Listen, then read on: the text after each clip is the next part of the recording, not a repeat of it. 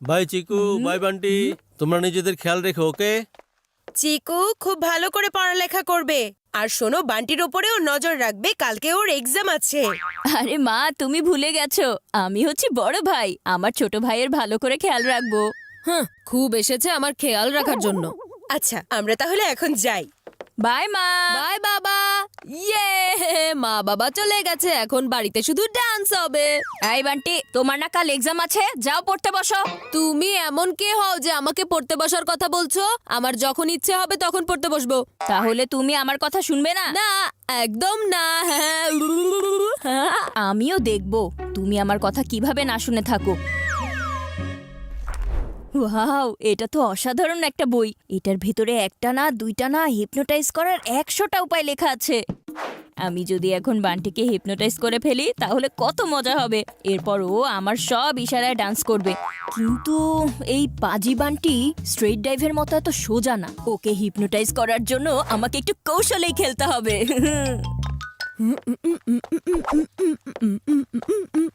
এখন গিয়ে পড়তে বসো বান্টি, কালকে তোমার ম্যাথ এক্সাম আছে। তুমি তোমার এডিশন করা বাদ দিয়ে এখন ডান্স অ্যাকশন করছো বান্টি। আমি এখন কোনো পড়ালেখা করতে পারবো না, আর ম্যাথটা আমাকে দিয়ে একদমই হয় না। হয়ে যাবে, কোনো পরিশ্রম ছাড়াই হয়ে যাবে। সেটা কিভাবে? তোমাকে শুধু এই পেন্ডুলামটা ফলো করতে হবে। এরপর দেখবে শুধু ম্যাথের প্রবলেম না, তোমার জীবনের সব প্রবলেম সলভ হয়ে যাবে। আরে এটা কি এমন বড় বিষয় হলো? এবার শুরু করে দাও। তুমি এখন এটা মনোযোগ দিয়ে দেখো। এখানে শুধু তুমি আছো আর এই পেন্ডুলাম আছে, এছাড়া আর কেউ নেই। আমি ঠিক বলেছি তাই না বান্টি? হ্যাঁ, তুমি ঠিক বলেছো। এখন থেকে তুমি আমার কন্ট্রোলে বান্টি। এখন আমি যা যা বলবো তুমি সেটাই করবে, তাই না বান্টি? হ্যাঁ হ্যাঁ, আমি ওটাই করব। মনে হচ্ছে এটা কাজ করেছে। যেটা আজ পর্যন্ত কখনো হয়নি সেটা আজকে হবে। যে আজ পর্যন্ত আমার হাতে আসেনি সে আজ আমার হাতের কাঠের পুতুল হয়ে যাবে। বান্টি, এখনই তোমার 2 হাত উপরে তুলো।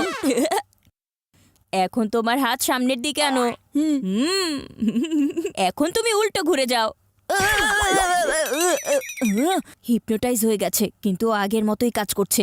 দাঁড়াও, এখনই মজা দেখাচ্ছি। এই বান্টি, এবার তুমি বানর হয়ে যাও।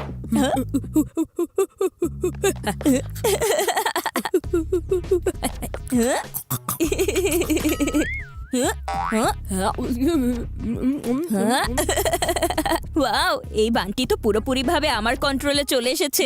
এখন আমি যা কিছু